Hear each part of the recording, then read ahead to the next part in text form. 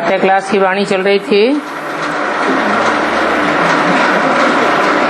30 सितंबर 1968।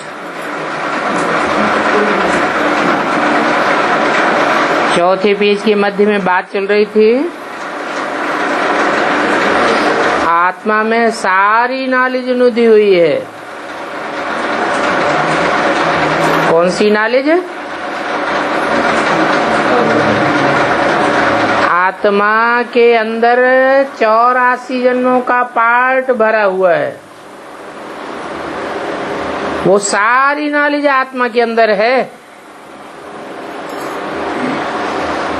Knowledge मर्ज हुई पड़ी है, इमर्ज करना है।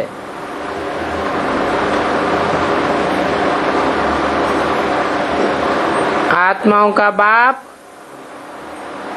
परमपिता परमात्मा शिव ही जब आते हैं तब आत्मा का परिचय देते हैं। और परिचय कोई सारा नहीं देते हैं, सार में परिचय देते हैं। तुम ज्योति बिंदु आत्मा हो। जितना जितना ज्योति बिंदु में टिकेंगे अपनी आत्मा की सूक्ष्म स्टेज को पकड़ते जाएंगे। मन बुद्धि को ही आत्मा कहा जाता है। मन बुद्धि जितना सूक्ष्म स्टेज में टिकेगी उतना ज्ञान की गहराइयों में जाएगी और अनेक जन्मों का मनन चिंतन मंथन स्वतः ही आत्मा में खुलता जाएगा।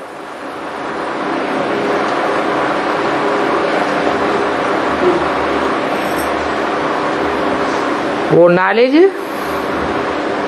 कभी विनाश नहीं पाती है, सिर्फ मर्ज होती है। अनेक जन्म लेते लेते आत्मा देह के सुख भोगते भोगते अपन को देह समझ बैठती है। देह अर्थात मिट्टी। मिट्टी की स्मृति में रहने से मिट्टी से ही पत्थर बनता है। आत्मा पत्थराए जाती है। मनन चिंतन मंथन आत्मिक स्टेज में नहीं चलता। देह का चिंतन चलता है, देह के 5 तत्वों का चिंतन चलता है और बहुत गहराई से भी चलता है। जैसे आज के बड़े बड़े वैज्ञानिक हैं, ऐसे नहीं कि उनकी बुद्धि चलती नहीं है, बहुत तीव्रता से चलती है, सूक्ष्म बुद्धि चलती है, लेकिन तामसी बुद्धि है, पत्थर बुद्धि कहेंगे। 5 तत्वों का चिंतन करते हैं, जड़त्वमयी का चिंतन करते हैं, आत्मा चैतन्य के बारे में कुछ भी नहीं जानते। जो आत्मा अविनाशी है, 5 तत्व तो विनाशी है, घड़े घड़े रूप बदलते रहते हैं। आत्मा का जो मूल रूप है ज्योति बिंदु, वो कभी बदलता नहीं है। विस्मृति हो जाए वो दूसरी बात है। तो देखो, आत्मा इस ड्रामा रूपी रंगमंच पर जो पार्ट बजाती है वो अनादि अविनाशी है। अभी बाप कहते हैं अपन को आत्मा समझ बाप को याद करना है। क्यों? अपन को आत्मा समझे इतने से काम नहीं चलेगा। आत्मा समझें, ज्योति बिंदु समझें, तो ज्योति बिंदु पर कंसंट्रेशन करने से मन बुद्धि रूपी आत्मा सूक्ष्म नहीं बनेगी। सूक्ष्म तो बनेगी, परंतु आत्माओं का जो बाप है अति सूक्ष्म है। उससे जास्ती सूक्ष्म और कोई होता ही नहीं। उसका संग जितना करेंगे बुद्धि से, उतना तीव्रता से बुद्धि पवित्र बनती जाएगी। वो एवर प्योर है और आत्मा एवर प्योर नहीं हो सकती। इसलिए अपनी आत्मा को भी याद करना है और आत्मा के बाप को भी याद करना है, परंतु पहचान करके याद करना है। सिर्फ इतना समझ लेने से बात पूरी नहीं होती कि मैं आत्मा ज्योति बिंदु, मेरा बाप ज्योति बिंदु। बाप ज्योति बिंदु तो है, लेकिन सभी आत्माएं ज्योति बिंदु है। तो कैसे पता चलेगा कि हमने आत्माओं के बाप को ही याद किया? बाप अपने ही सारी जानकारी देते हैं, नाम रूप गुण धाम कर्तव्य सब बताते हैं कि मैं हर आत्मा में व्यापक नहीं हूं, मैं कण कण में व्यापक नहीं हूं। अगर आत्माओं में व्यापक हूं, कण कण में व्यापक हूं, फिर तो स्पेशल संग का रंग तो नहीं मिलेगा, फिर अनेकों का संग का रंग मिलेगा या एक का मिलेगा? अनेकों का हो गया, बुद्धि बिखर जाएगी। मन बुद्धि रूपी आत्मा बजाय एकाग्र होने के खलास हो जाएगी। तो मैं असली परिचय देता हूं कि मैं एक व्यापी हूं। जो भी जन्म मरण के चक्र में आने वाली आत्माएं हैं, उन आत्माओं के बीच में एक आत्मा है जो सभी मनुष्य मात्र का बीज है। वो मनुष्य सृष्टि रूपी झाड़ का बीज है, भगवान नहीं है। वो भी आत्मा है, जन्म मरण के चक्र में आने वाली आत्मा है, विस्मृति स्वरूप में जाने वाली आत्मा है, और आत्माओं की तरह जन्म मरण के चक्र में आते आते अंतिम जन्म में जड़त्वमयी बुद्धि बनने वाली आत्मा है। परंतु वो सब मनुष्य आत्माओं का बीज है। मैं उस बीज रूप आत्मा में प्रवेश करता हूं, वो मेरा मुकर्रर रथ है।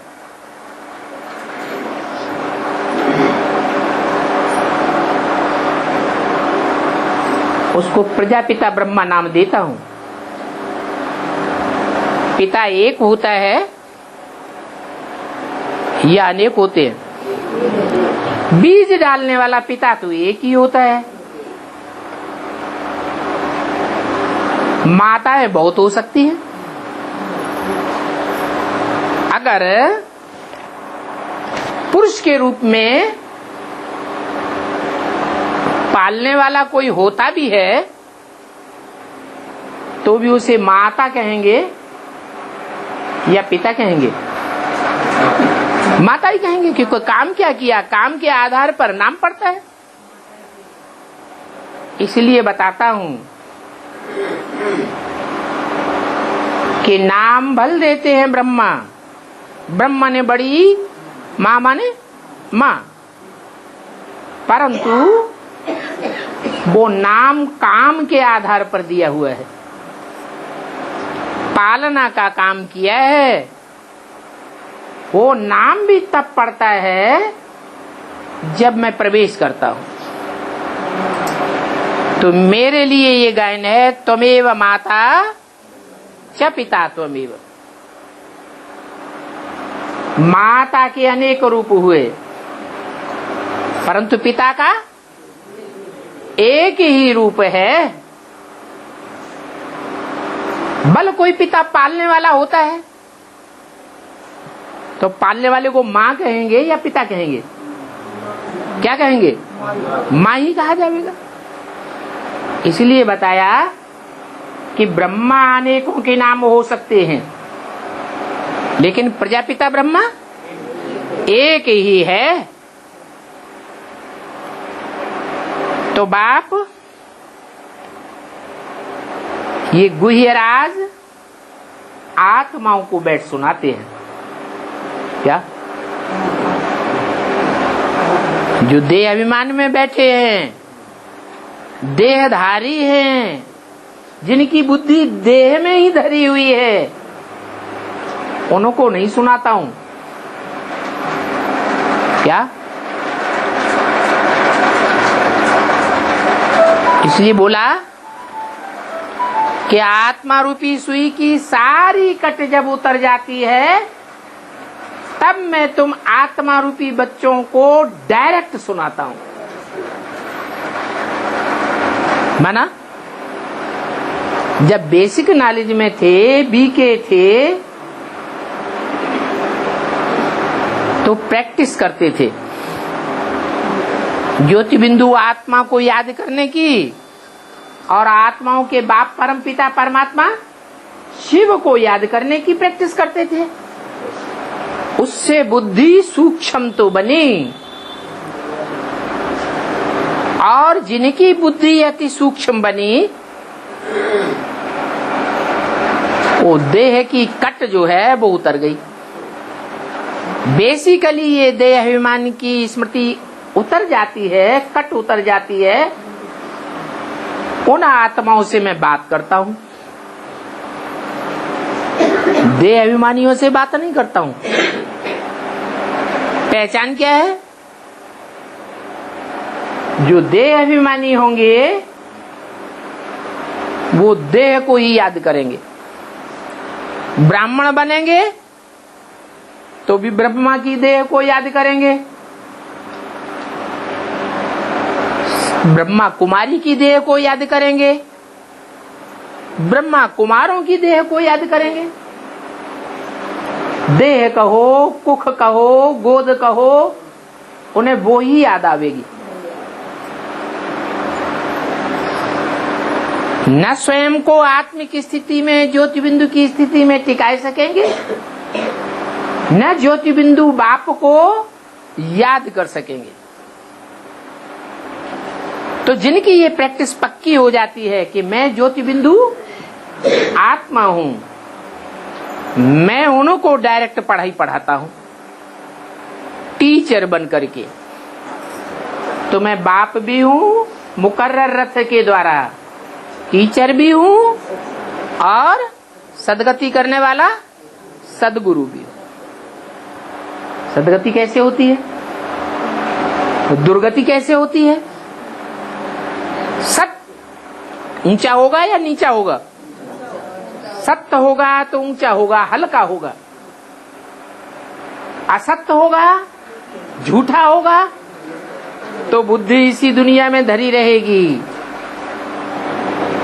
इसी दुनिया में चक्कर काटती रहेगी, नीची स्टेज में बुद्धि बनी रहेगी। मैं सत्य धाम का वासी हूं। कौन? शिव बाप। तो सत्य बनाने आता हूं, सच्ची बात बता करके सत्य युग में ले जाता हूं।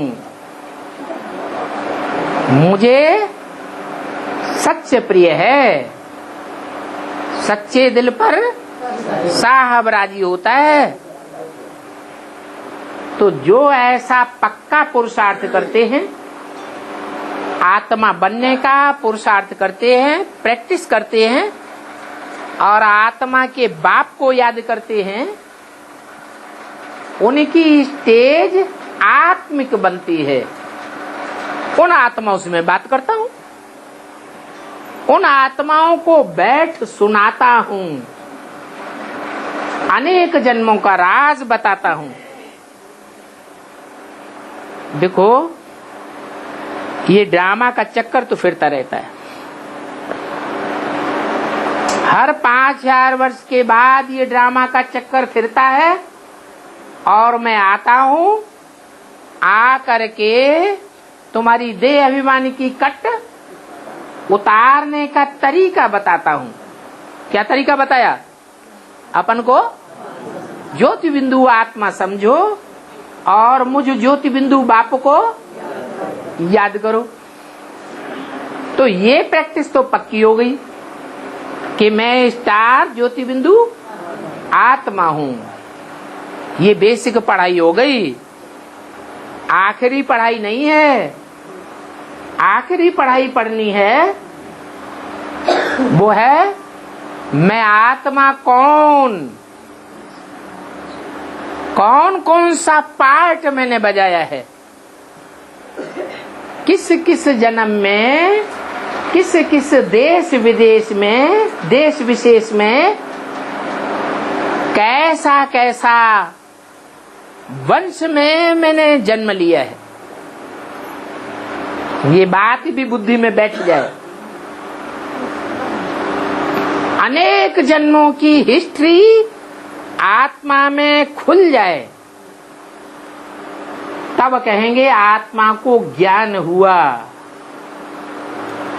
नहीं तो अज्ञानी ही कहेंगे।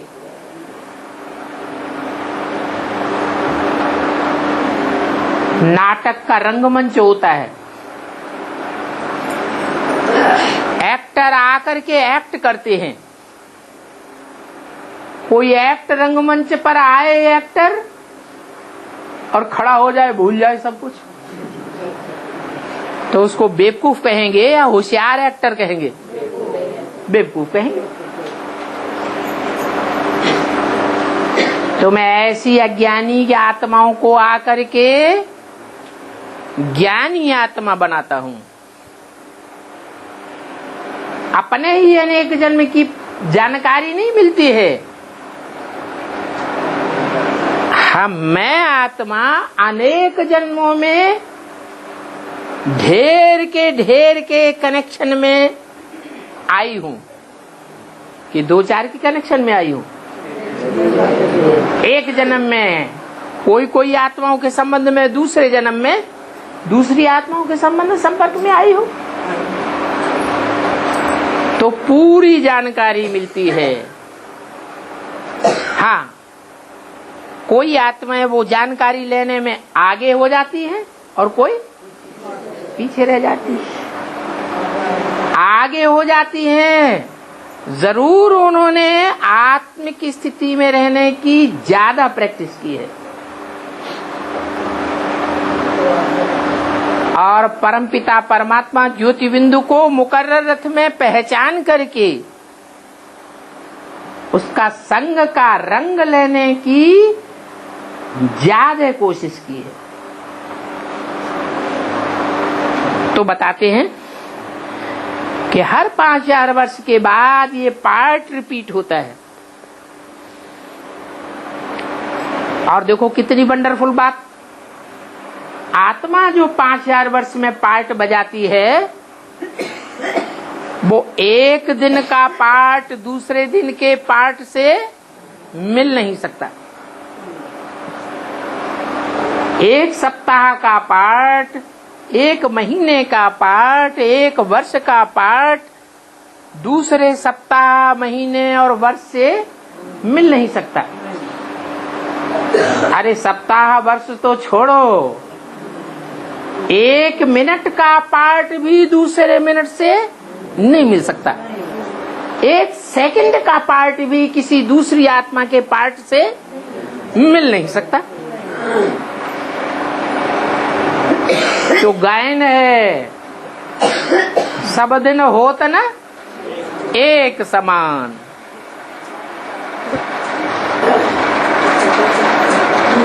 बढ़ती घटती होती रहती है, पार्ट शूट होता जाता है। ये बनी बनाई बन रही है। 5000 वर्ष के ड्रामा में जो पार्ट बजाया है वही अब हम फिर बजावेंगे,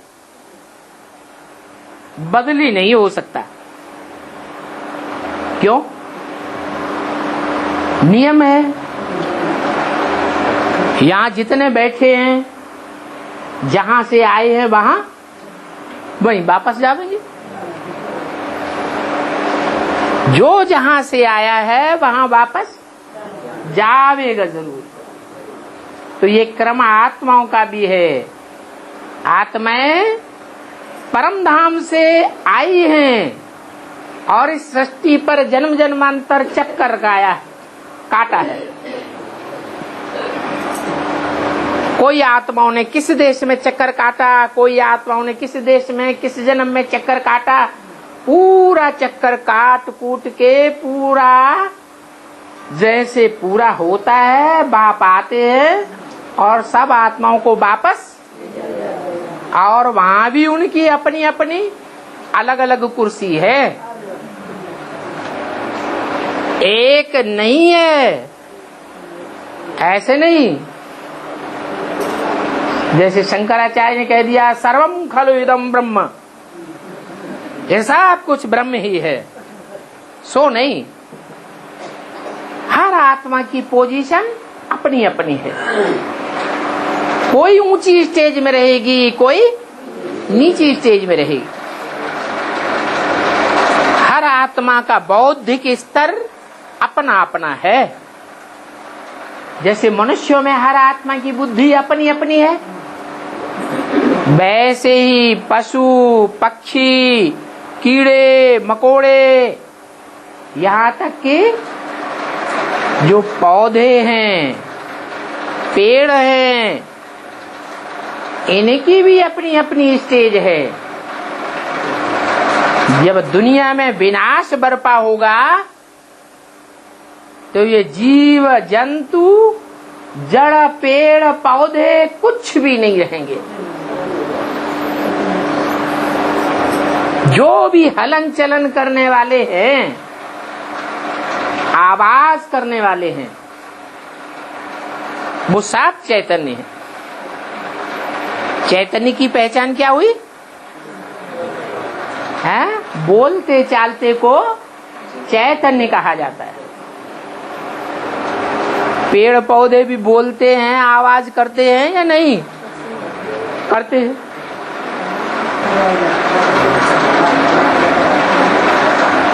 जैसे मनुष्य आवाज करता है वैसे पेड़ पौधे भी आवाज करते हैं।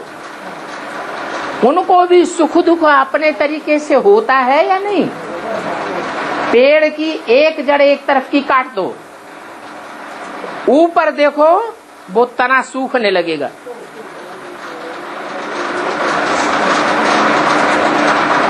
तो जो भी जड़ जंगम संसार है,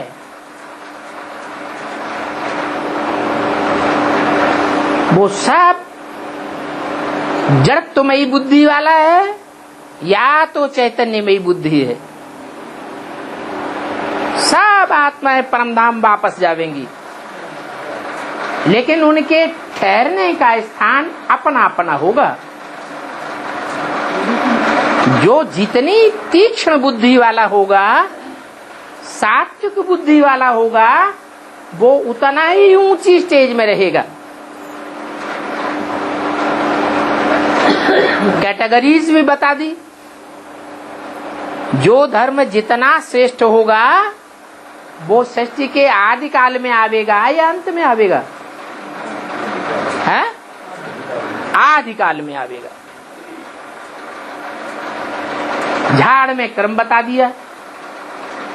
सबसे पहले सूर्यवंशी सतयुग में, चंद्रवंशी त्रेता में, द्वापर में इस्लाम वंशी, बौद्धी वंशी, क्रिश्चियन वंशी आदि आदि आदि।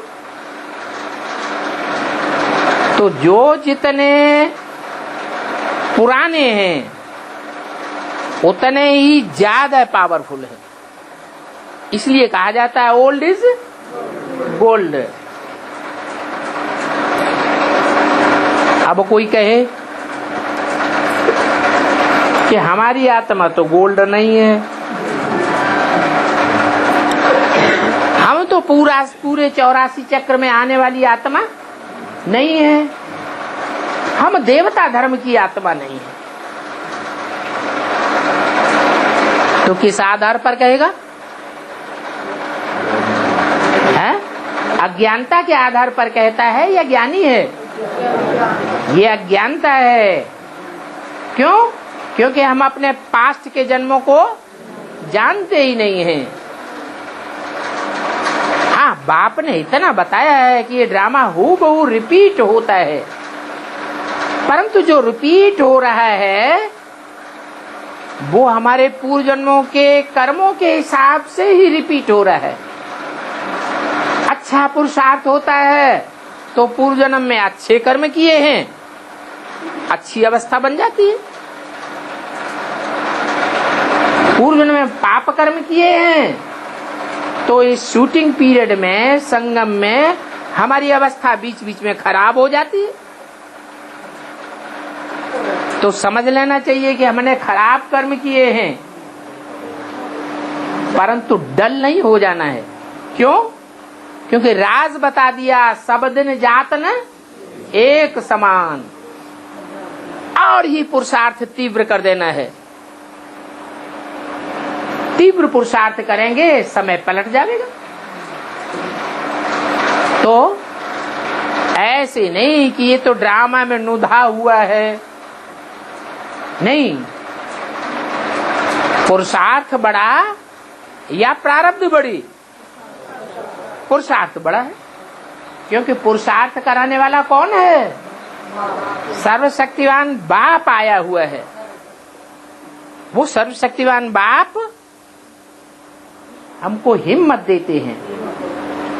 बच्चे किसी को ये नहीं कहते तुम एक जन्म लेने वाली आत्मा हो। क्या कहते हैं? तुम 84 जन्म के चक्कर में आने वाले पक्के देवता धर्म की आत्मा हो। नर से तुम्हें क्या बनना है? नारायण जैसा बनना है। नारी से लक्ष्मी जैसा बनना है। तो भगवान वाच ये समझना चाहिए ना, उवाच कौन करता है, कौन सुनाता है, कौन पढ़ाता है, कौन समझाता है? ऊंचे ते ऊंचे बाप हमको पढ़ाई पढ़ाता है।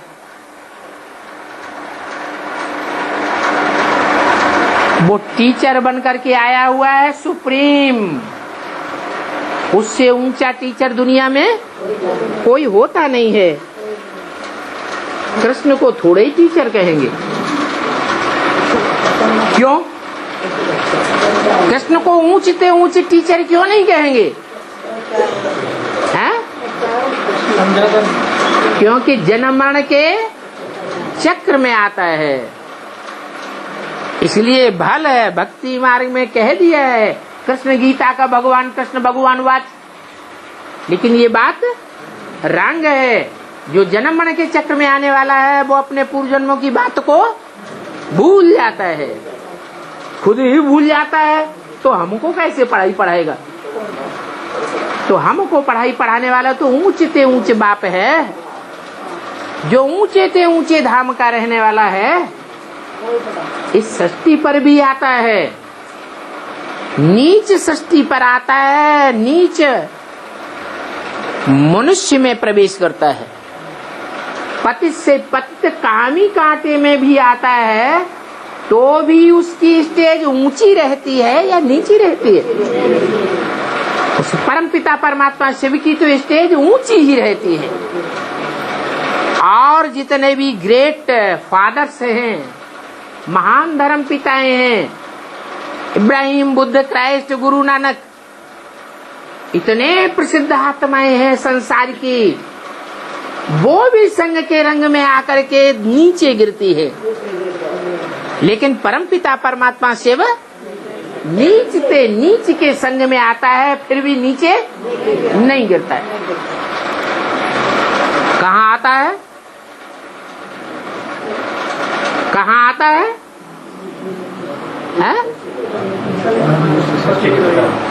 माउंट आबू। क्या नाम दिया? माउंट माने पहाड़, आबू जहां दुनिया की सबसे बदबू वाली आत्माएं जाकर के इकट्ठी होती हैं तपस्या करने के लिए, उन पतित आत्माओं के बीच में आता है, तो भी उसको कोई संग का रंग नहीं लगता। कितनी ऊंची हस्ती है। तो बच्चों को याद रखना चाहिए कि हमको पढ़ाने वाला टीचर ऊंचे से ऊंचे है। वो खुद स्कूल में पढ़ाने जाते हैं। क्या बच्चे भले बुलाते हैं, लेकिन बुलाने से वो आता नहीं है। आता है तो अपने आप ही आता है, उसको बुलाने की दरकार नहीं है। ये भी बच्चों को साक्षात्कार कराया हुआ है। फिर पिछाड़ी में भी तुमको बहुत साक्षात्कार होंगे। जितना जितना तुम अपने घर के नजदीक पहुंचते जावेंगे, फिर तुमको बहुत खुशी होती जाएगी। तुम बच्चे बहुत साक्षात्कार करेंगे। जो भक्त बच्चे होंगे वो बंद आंखों के साक्षात्कार करेंगे। जो ज्ञानी तू आत्मा बच्चे होंगे वो बुद्धि से ज्ञान के साक्षात्कार करेंगे। हाँ, अभी तुमको इतना ध्यान में नहीं जाने देते हैं। ये तो घूमना फिरना हो गया। क्या बंद आंखों के साक्षात्कार में जाना, इसको कोई ज्ञान अथवा योग नहीं कहेंगे। घूमने फिरने से कोई को परीक्षा में मार्क्स नहीं मिल जाते हैं। ये भोग आदि लगाने की भी ड्रामा में नूद है। इस भोग आदि लगाने, ध्यान दीदार आदि करने की इच्छा नहीं करनी चाहिए कि हम ध्यान में जावें तब हम मानेंगे, हमें साक्षात्कार होवे तब हम मानेंगे। नहीं, ये सब भक्ति है। वो भक्त लोग सिखाते हैं कि ऐसे ऐसे देवियों की पूजा करो तो तुमको देवियों का साक्षात्कार हो जाएगा। चंडिका देवी का देखो कितना मेला लगता है। अच्छा, चंडिका का दर्शन हो गया, महाकाली का, परंतु उससे फायदा क्या होगा? फायदा तो कुछ भी नहीं। और यहाँ तो बाप कहते हैं तुम इन आंखों से मेरे को देख भी नहीं सकते हो। किसको? भगवान को। भगवान को इन आंखों से देख सकता है कोई? है? नहीं देख सकता। क्यों? हनुमान को देख सकते, देवियों को देख सकते, लक्ष्मी नारायण का साक्षात्कार कर सकते, भगवान का क्यों नहीं कर सकते? हैं? वो असल में तो बिंदु है। क्या है? ज्योति बिंदु है। मेरा नाम शिव ही है, मेरी बिंदी का नाम शिव है, ये मेरा असल नाम है। बाकी जब तन में प्रवेश करते हैं तो जैसा काम करते हैं वैसा मेरा नाम पड़ जाता है। तो जो असल शिव है ज्योति बिंदु, उसको तो कोई इन आंखों से देख ही नहीं सकता। तुम अपनी आत्मा का भी दीदार कर सकते हो। इन दीदों से, इन आंखों से अपनी आत्मा को भी नहीं देख सकते। आत्मा बिंदी है ना, अति सूक्ष्म बिंदी है। दिखाते हैं रामकृष्ण अपने गुरु के सामने बैठा तो देखा उनकी आत्मा हमारे में प्रवेश हुई। अच्छा, दीदार हो गया, फिर फायदा क्या हुआ? स्वर्ग में चले गए क्या? नहीं। हाँ, अल्पकाल की खुशी आ जाती है। ऐसे ही दूसरों में सोल प्रवेश कर सकती है। क्या? परंतु ये सिर्फ साक्षात्कार की बात है।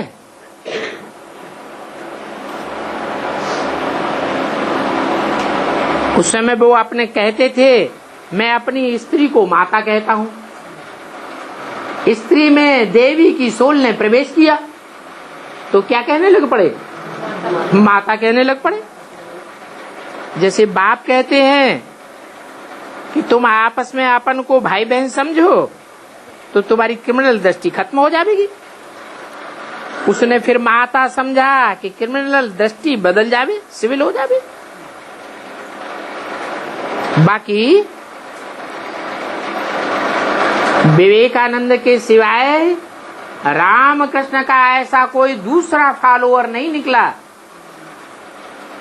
जिसने ऐसे साक्षात्कार किया हो माता का और पक्का निश्चय किया हो। यहाँ तो बाप समझाते हैं, क्रिमिनल दृष्टि तुम बच्चों की नहीं होनी चाहिए। क्यों क्यों नहीं होनी चाहिए? क्योंकि तुम ब्रह्मा के बच्चे ब्राह्मण हो। स्त्री चोला है तो ब्राह्मण ही हो। तुम आपस में कौन हो गए? भाई बहन हो गए। तो भाई बहन की क्रिमिनल दृष्टि होनी चाहिए क्या? फिर भी देखते हैं कि आंखें बहुत धोखा देती हैं। भक्ति मार्ग में तो सूरदास का मिसाल देते हैं कि अपनी आंखें ही फोड़ डाली। अनेक प्रकार की कथाएं बनाई हैं शास्त्रों की, जो सुनते चले आए हैं। अब ये तो सब कनरस की बातें हो जाती हैं। जन्म जन्मांतर कितनी कथाएं सुनते चले आए। अभी तुम समझते हो ये तो हमारा अंतिम जन्म है। क्या ये हमारा अंतिम जन्म है? अगर इस अंतिम जन्म में हमने बाप से वर्षा स्वर्ग का नहीं ले पाया तो फिर कल्प कल्पांतर नहीं ले पाएंगे। वो हमारा बाप भी है, जन्मदाता है। काहे का? आत्मा का जन्मदाता है। ऐसे नहीं, आत्मा पहले थी नहीं, थी तो, परंतु हमको उसका ज्ञान नहीं था। तो बाप हमको आत्मा का ज्ञान देता है, पहचान देता है, इसलिए वो हमारा बाप है। टीचर बनकर के पढ़ाते भी हैं और गुरु बनकर के आत्मा को भी पवित्र बनाते हैं और शरीर को भी पवित्र बनाते हैं। परंतु दुनिया में तो ऐसा कोई गुरु हो न सके। कैसा? जो हमारी आत्मा रूपी एक्टर को और शरीर रूपी नवैया को, दोनों को पार लगाने वाला खेवैया निकले। बड़े बड़े महात्माएं हुए, परंतु ऐसा तो कोई ने नहीं किया। ये बेहद का बाप भी है, टीचर भी है, सदगुरु है, परंतु इसको कोई जानते ही नहीं है। शिव की सारी पाग, सारी बढ़ोतरी किसके ऊपर रख दी है? बाप के ऊपर रख दी। शिव तो बाप है ही, उसकी सारी बढ़ाई किसके ऊपर रख दी है? अरे कृष्ण बच्चे के ऊपर रख दी। भगवान किसको बना दिया? कृष्ण को भगवान बनाई दिए। कृष्ण की तो बहुत पूजा करते हैं, कितने व्रत रखते हैं, नेम करते हैं, निर्जल रखते हैं। उनकी बैकुंठपुरी में जाने के लिए क्या क्या करते हैं, परंतु कितना भी कुछ करें, 63 जन्म करते ही आए हैं, लेकिन बैकुंठपुरी में तो कोई गया ही नहीं। मीरा ने कितनी भक्ति की कृष्ण की, फिर बैकुंठपुरी में गई क्या? तुम समझते हो। अभी हम सच्च सच्च कृष्णपुरी में जावेंगे तो अच्छी रीति पढ़ना पड़े। इसको कहेंगे सत्यनारायण की कथा। नर से नारायण बनाने का रास्ता अभी तुमको बाप बताते हैं, फिर तुम दूसरों को बताते हो। अच्छा, मीठे मीठे सिकील दे रूहानी बच्चों के प्रति, सबको नहीं है, क्योंकि बहुत से ऐसे यहाँ से बाहर निकलेंगे मुंह लटक जाएगा। बड़ी परेशानी है, बहुत दुख है। हे शिव बाबा, हम आपके बच्चे बने फिर भी हम इतने बाबा कहते हैं तुम बच्चे पद्मा पदम भाग्यशाली हो। ये संगम युग मौजों का युग है। कौन सा युग है? मौजों का युग है।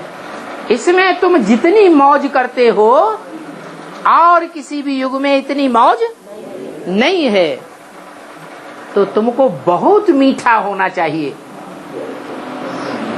बोलें तो मुख से फूल झड़ें, किसी को देखें तो देखने वाला नजर से निहाल हो जाए, बार बार याद आए। क्या तुम्हारे चेहरे में, तुम्हारी आंखों में उसे कौन दिखाई पड़े? बाप दिखाई पड़े। तो ऐसे मीठे मीठे सिकील दे बच्चों को, सिकील दे बड़ी सिक से मिले। कोई बच्चा खो जाता है, बचपन में कोई बच्चा मेले में खो गया, माँ बाप रो रहे हैं, बच्चा भी रोता रहता है, सालों गुजर जाते हैं। बड़े होने के बाद वो बच्चा कहीं अचानक माँ बाप को मिल जाता है। माँ बाप ने देखा ये तो मेरा ही बच्चा है, तिल का निशान है, मस्से का निशान है, आंखें वही हैं, चेहरा वही है, याद आ जाता है मेरा ही बच्चा है। वो भी माँ बाप को पहचान लेता है तो कितनी खुशी होती है। तो ऐसों को कहा जाता है सिक सिक से मिले हुए, बहुत प्यार से मिलते हैं। तो तुम बच्चे कितने समय से बिछुड़े हुए हो? हैं? बाप से कितने समय से बिछुड़े हुए हो? 5000 साल से बिछुड़े हुए हो। थोड़ा याद करो। हाँ, जो भी एडवांस में आने वाले बच्चे हैं वो अच्छी तरह अगर ज्ञान उठाए लेते हैं तो उनकी बुद्धि में आ सकता है कि जब ज्ञान यज्ञ शुरू हुआ था सिंध हैदराबाद में, तो वहां सिंध हैदराबाद की पूरी पब्लिक को संदेश मिल गया था कि ऐसा एक सत्संग शुरू हुआ है कि वहां जो जाता है वो साक्षात्कार में चला जाता है, उसको भगवान का दर्शन हो जाता है, कृष्ण भगवान का दर्शन हो जाता है। उस समय आबादी कितनी थी सिंध हैदराबाद की? 9 लाख। वो 9 लाख आबादी वाले बच्चे वो सब एडवांस में आ जाते हैं बाद में। कोई दोबारा जन्म लेकर के आते हैं और कोई बेसिक से शरीर छोड़ करके तुम दोबारा जन्म लेने वाले बच्चों में प्रवेश करके ये ज्ञान सुनते हैं। अभी भी ऐसी आत्माएं हैं जो बेसिक में बाप को नहीं पहचान सकी और शरीर छोड़ दिया। वो आत्माएं अभी भी प्रवेश करके ज्ञान उठाए रही है। तो चाहे प्रवेश करने वाले हो, चाहे जिनमें प्रवेश हो रहा है वो सन्मुख बैठ करके सुनने वाले हो, दोनों तरह के बच्चे मेरे सिकील दे बच्चे हैं। क्या सिक सिक से माने बड़े प्यार से मिलता हूँ। क्यों? यज्ञ के आदि में प्रजापिता के रूप में उन बच्चों को देखा था। बाप ने किसमें प्रवेश करके देखा था? हैं? ब्रह्मा में नहीं, किसमें?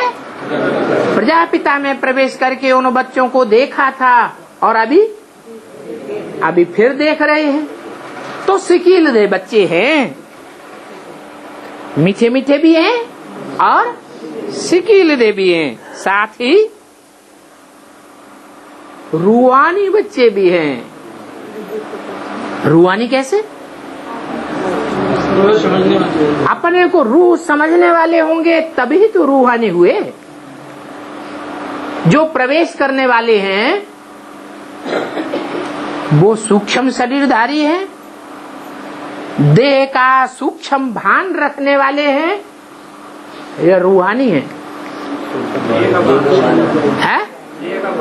उनको देह का भान रह गया शरीर छोड़ते समय, इसलिए सूक्ष्म शरीरधारी बनना पड़ा।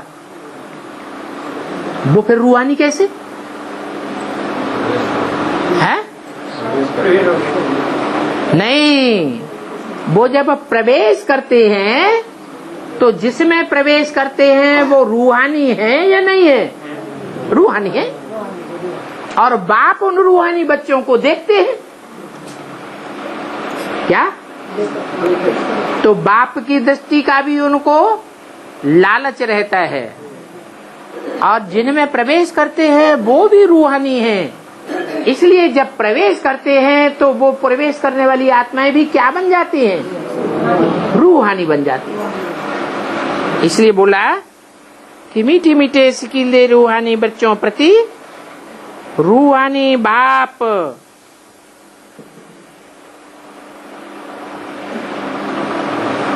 कौन रूहानी बाप? शिव बाप, ज्योति बिंदु शिव बाप। शंकर नहीं, ब्रह्मा नहीं, कौन? जो सदा शिव रूहानी बाप है और दादा है। उसका याद प्यार, गुड मॉर्निंग। रूहानी बच्चों को रूहानी बाप का नमस्ते। बाप दादा नमस्ते नहीं करते। बाप दादा क्या करते हैं? याद प्यार और गुड मॉर्निंग करते हैं। याद प्यार करते हैं, गुड मॉर्निंग करते हैं। गुड मॉर्निंग में और नमस्ते में क्या अंतर है?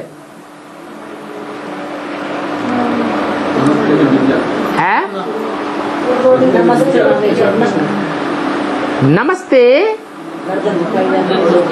नमः ते माने तुमको, और नमः माने नमन। माना जो देहधारी होते हैं, देह अभिमानी होते हैं, जिनकी देह में बुद्धि धरी रहती है, वो सर झुकाते हैं क्या? वो नहीं सर झुकाते हैं, वो दूसरों को झुकाना चाहेंगे, खुद सर नहीं झुकाएंगे। उनको रूहानी नहीं कहेंगे, सदा के रूहानी नहीं है। जरूर कब न कब देह अभिमान आ जाता है, और जो रूहानी सदा शिव है उसको कभी भी देहभान नहीं आता।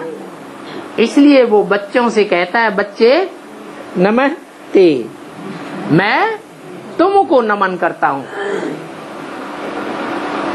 किन बच्चों को नमन करता हूँ? जो रूहानी स्टेज में रहने वाले बच्चे हैं उनको नमन करता हूँ। और नमन करता हूँ, झुकता हूँ, उसका प्रैक्टिकल स्वरूप क्या है?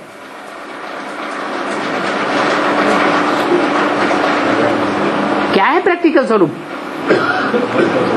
है उसका प्रैक्टिकल स्वरूप वाचा में भी बोलते हैं और कर्मणा में करके भी दिखाते हैं।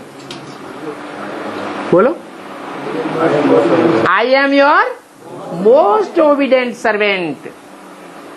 मैं तुम्हारा कैसा सर्वेंट हूँ? मोस्ट ओबीडेंट, ऐसा आज्ञाकारी, वफादार, फरमानबरदार, ईमानदार सर्वेंट तुम्हें जन्म जन्मांतर कभी कोई नहीं मिला होगा जैसा मैं तुम्हारा ओबीडेंट सर्वेंट हूँ। लेकिन कौन से बच्चों का? जो ज्ञान में आए और ज्ञान में आकर के बाप को पहचाने और पहचानने के बाद रूहानी स्टेज में रहने में पास विद ऑनर हो जाए। क्या? कैसे हो जाएं? पास विद ऑनर हो जाएं। ऐसे रूहानी बच्चों के लिए मैं ओबीडेंट सर्वेंट बन करके रहता हूँ। अभी अभी ऑर्डर करें, अभी अभी, जी हजूर आज।